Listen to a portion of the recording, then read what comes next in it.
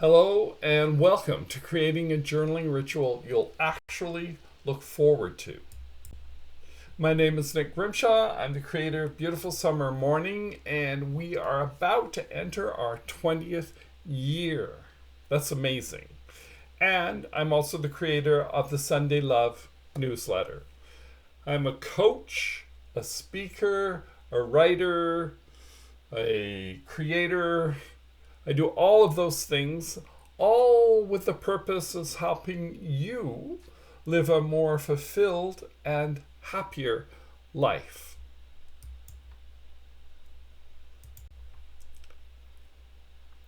The next question is, why would you trust me with this journaling story? Why should you listen to what I have to say? First, I've journaled daily for over 15 years through grief, growth, all of those sort of things. But I've journaled a lot longer than that, starting when I was pretty young. But like all journaling habits, sometimes they become really intense, and other times they fade a little in importance.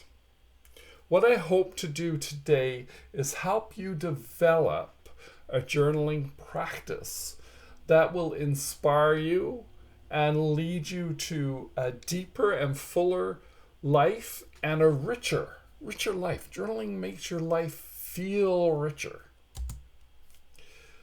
I've guided hundreds of people using journaling as a tool for inner transformation, to look at trauma, to help heal trauma, to deal with hard situations that come up. Journaling is a key to helping us navigate life. I've created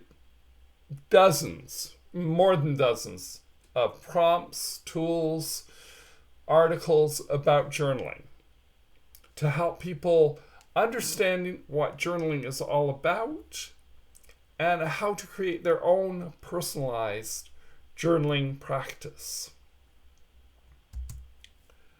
Sunday Love, we send that out every Sunday morning, and it always includes a reflective pause or a journaling prompt that you can use in your journaling during that week.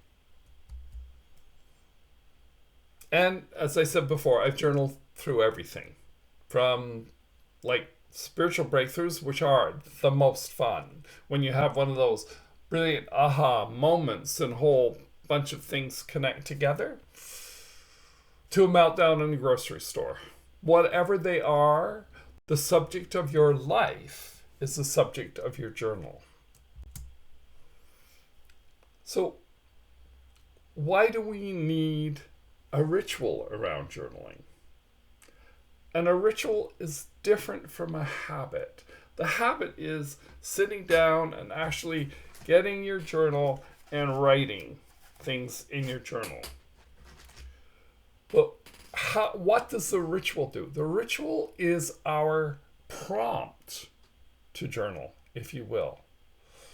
And that ritual brings a rhythm to the practice. It gives us a safe and sacred space to journal, and it anchors us to that practice. So the ritual anchors the practice and the habit. What are the blocks of building a ritual? A trigger, a container, and a closer. And the trigger is the cue. It's not the actual writing in the book. In the article I wrote about creating your own journaling habits, rituals, I talk about Twyla Twarp, who created a habit of the taxi. The cue was the taxi to her daily ritual of going to the gym and exercising. She was a dancer, a famous dancer. And so when the she actually got in the taxi. That's the start of her going to the gym and doing the workout.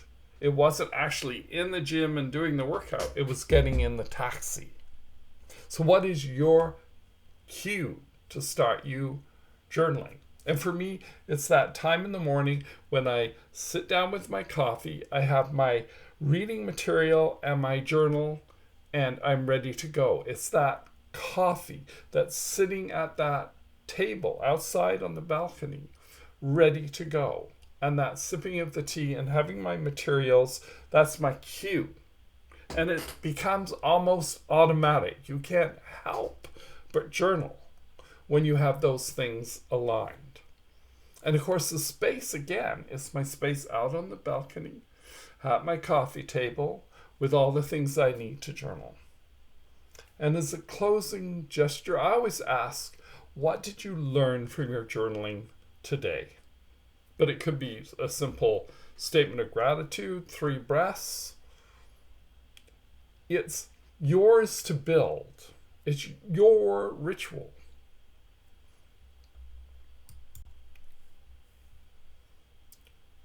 What do you need? How do you personalize a ritual even more? The journal you use, it doesn't matter what it is. It could be a sheet of paper, a scrapbook, or a really fancy book that you've went out and bought in a bookstore or a Staples or somewhere, and it was really expensive, and it's got this really beautiful binding and all of that sort of thing. It doesn't have to be any one of those things. It has to be what is personally for you. So, like, here is one of my journals. Does it look pretty? Not at all. But I carry these everywhere. I have the more formal journal that looks something like this. But it could be a scrap of paper, a thought on a napkin. Don't get caught up in having to have something special. Get caught up in what is meaningful to you.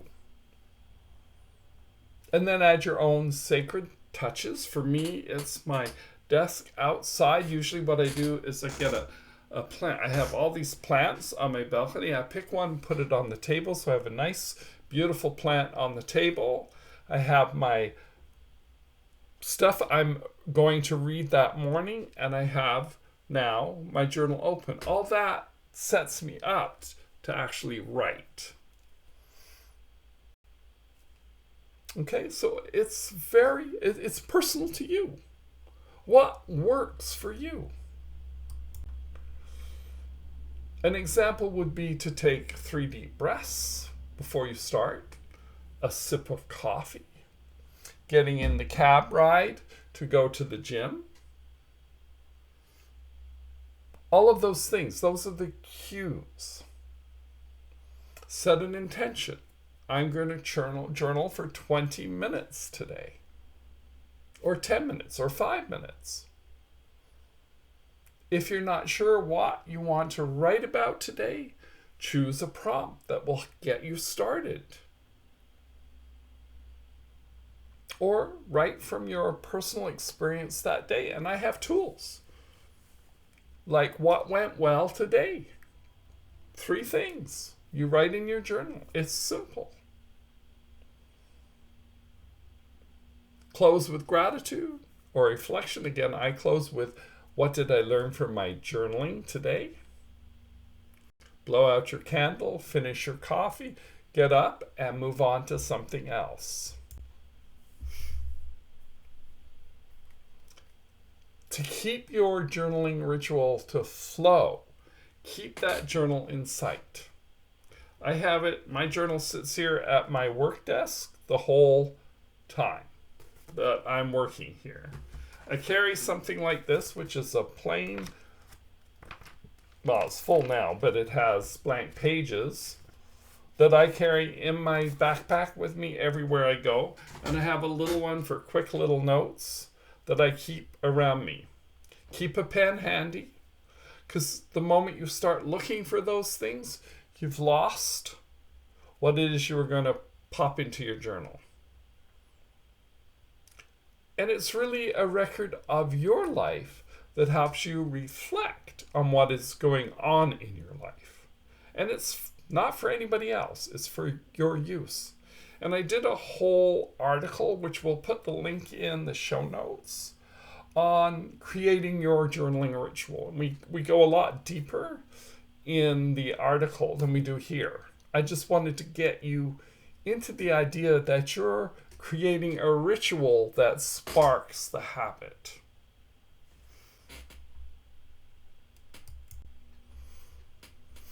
To help you, I created a free journaling worksheet. And the link again will be in the show notes. And you see a sort of idea of what's in that journal. And it's going to help you figure out what your trigger should be, what the container and closing should be, how to track your ritual for the next 7 days. All that is available for you in this free download. You just have to request it.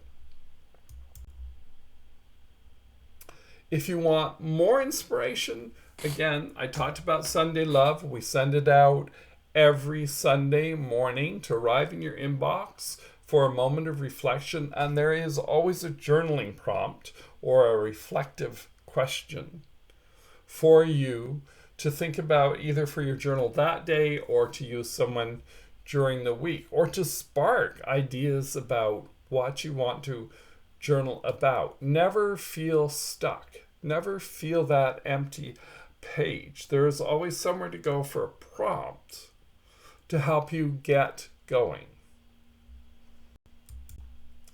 Now, if you've enjoyed this video today, and I hope you've enjoyed this video, please leave a comment. It really helps us understand where you're at, what you might need from us, how we can help you.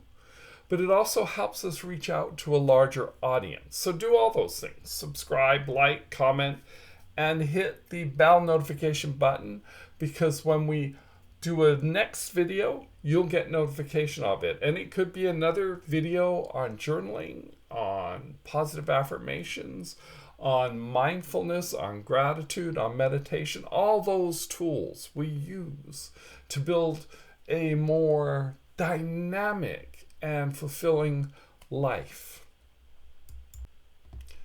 Thank you for watching. This has been a beautiful summer morning video presentation. Dream big and live inspired.